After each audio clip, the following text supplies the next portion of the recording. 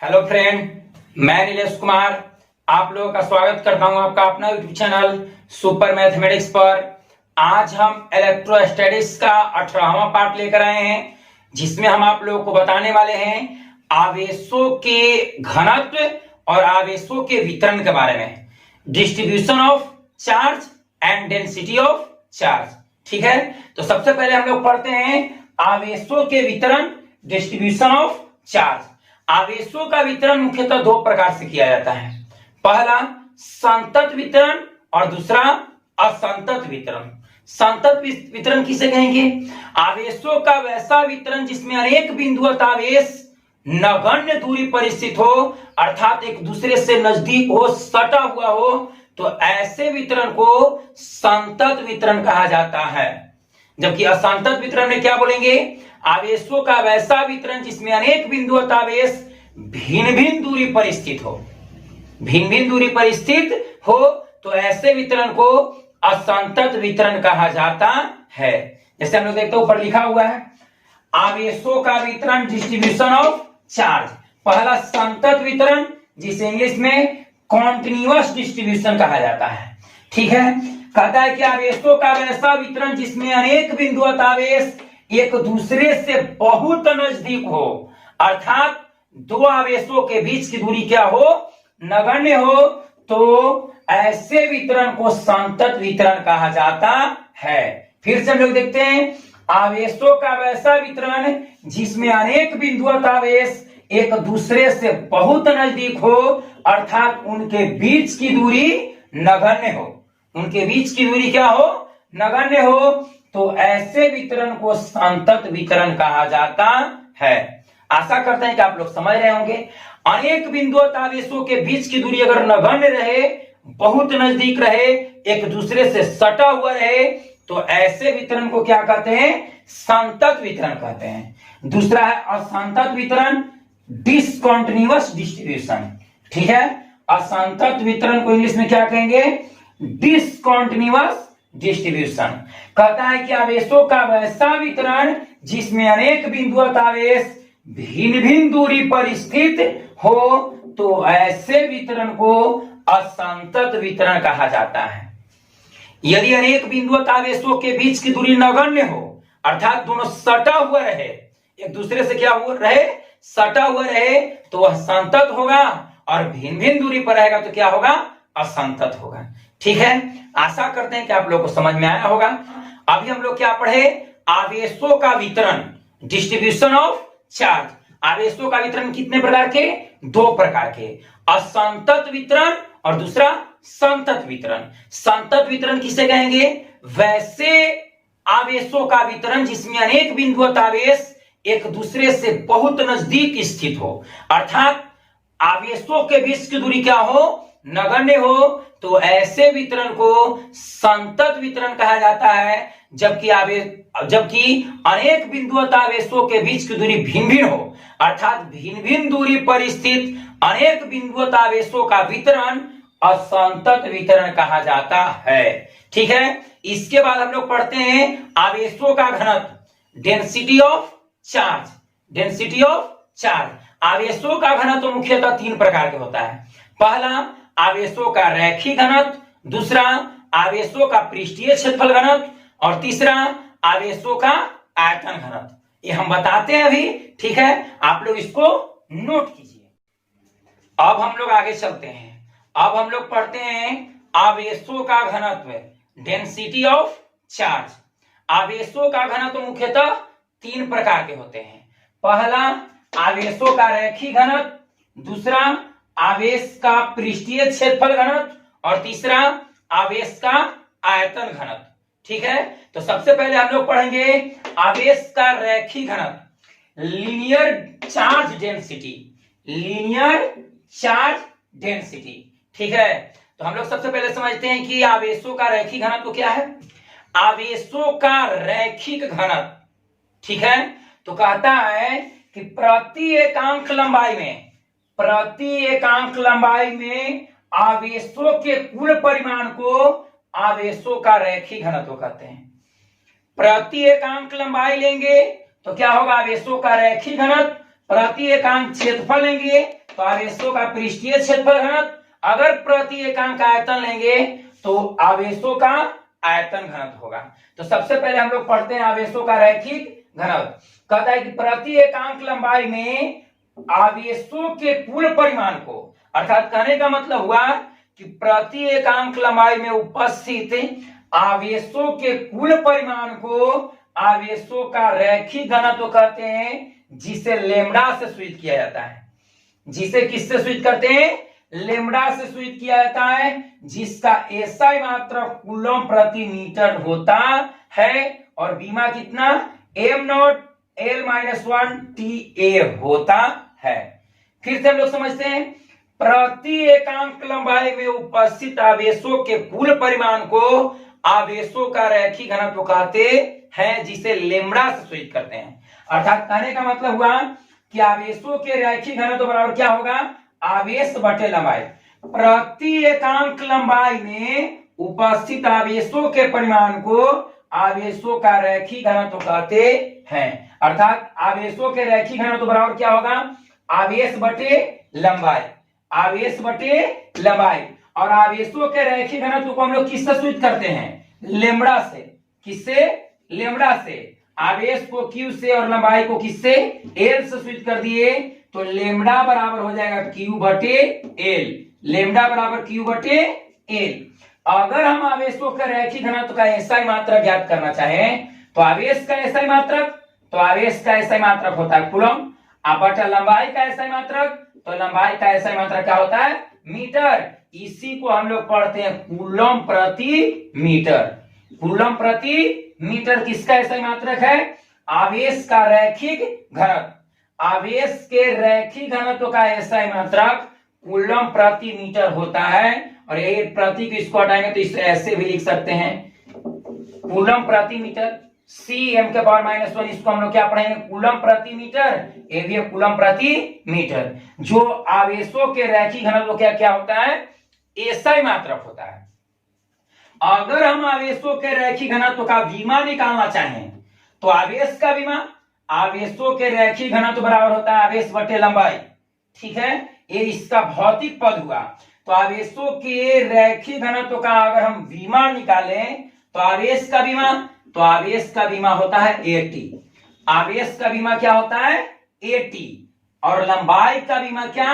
L. लंबाई का विमा क्या?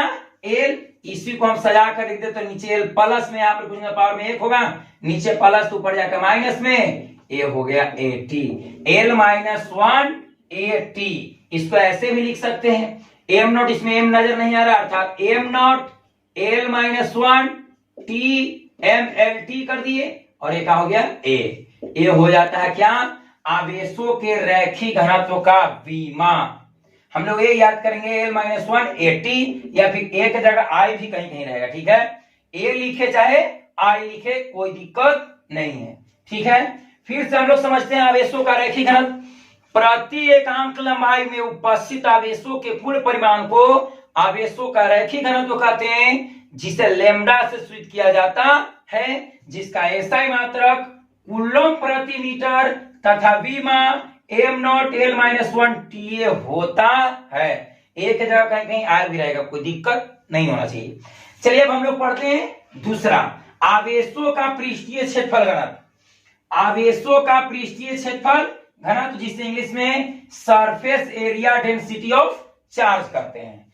Surface area density of charge. ठीक है, तो कहता है कि प्रति एकांक क्षेत्रफल में, रैखिक में था कि प्रति एकांक लंबाई में, और यहां आवेशों का पृष्ठीय क्षेत्रफल घनत्व है, तो प्रति एकांक क्षेत्रफल में उपस्थित आवेशों के कुल परिमाण को आवेशों का पृष्ठीय क्षेत्रफल घनत्व कहते हैं, जिसे छोटी सिग्मा से सूचित किया जाता है। ये सिग्मा लिखा हुआ, छोटी सिग्मा, बड़ी सिग्मा ऐसे, बड़ी सिग्मा इस तरह से होता है, यह छोटी सिग्मा। ठीक है, तो आवेशों के पृष्ठीय क्षेत्रफल घनत्व को छोटी सिग्मा से सूचित किया जाता है। इसका एसआई मात्रक बोर्ड एग्जाम में पूछा हुआ है, आवेशों के पृष्ठीय क्षेत्रफल घनत्व का एसआई मात्रक क्या होता है? तो कूलम प्रति वर्ग मीटर। कूलम प्रति वर्ग मीटर तथा विमा एम नॉट L2TA होता है। जैसे कहने का मतलब है कि आवेशों के पृष्ठीय क्षेत्रफल घनत्व का परिभाषा है प्रति एकांक क्षेत्रफल में, तो क्षेत्रफल नीचे हो गया, प्रति एकांक, प्रति जब भी कहेगा तो नीचे में, प्रति एकांक क्षेत्रफल में उपस्थित आवेशों के कुल परिमाण को, आवेशों के कुल परिमाण को आवेशों का पृष्ठीय क्षेत्रफल घनत्व कहते हैं, जिसे किससे, छोटी सिग्मा से सूचित किया जाता है। अगर इसी का अगर हमको ऐसा मात्रा लिखना होगा, आवेश के पृष्ठीय क्षेत्रफल घनत्व बराबर ये होता है आवेश बटा क्षेत्रफल। अगर आवेशों के पृष्ठीय क्षेत्रफल घनत्व का क्या ज्ञात करें, ऐसा मात्रक ज्ञात करें, तो आवेश का ऐसा मात्रक, तो आवेश का ऐसा मात्रक होता है कूलम। आवेश का ऐसा मात्रक क्या होता है, कूलम, और क्षेत्रफल का ऐसा मात्रक होता है वर्ग मीटर। तो इसी को हम कर देंगे तो हो जाएगा कूलम प्रति वर्ग मीटर, कूलम प्रति वर्ग मीटर। आवेशों के पृष्ठीय क्षेत्रफल घनत्व का ऐसा मात्रक क्या होता है, कूलम प्रति वर्ग मीटर। अगर हम इसका बीमा ज्ञात करना चाहें तो आवेश का बीमा, तो आवेश का बीमा होता है 1T और क्षेत्रफल, तो क्षेत्रफल का L स्क्वायर, चाहे L2, L के पावर 2।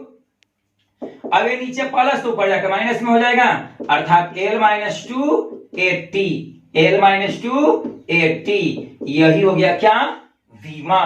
आवेशों के पृष्ठीय क्षेत्रफल घनत्व का बीमा L माइनस 2AT, या इस तरह से भी लिख सकते हैं, इसमें नजर नहीं आ रहा है तो हम इस तरह से लिख सकते हैं m नॉट, यहां पर लिख रहे हैं m not L minus 2AT, चाहे TA भी कोई दिक्कत नहीं है, MLT सजा के मतलब एक क्रम में हो गया, तो m not L minus 2TA, या फिर A के जगह कहीं कहीं I भी देता है तो I लिखेंगे तो क्या हो जाएगा, m नॉट, I लिखने पर हो जाएगा m not L minus 2TI। ये आवेशों के पृष्ठीय क्षेत्रफल घनत्व का बीमा होता है। फिर से हम लोग समझते हैं आवेशों के रैखिक घनत्व।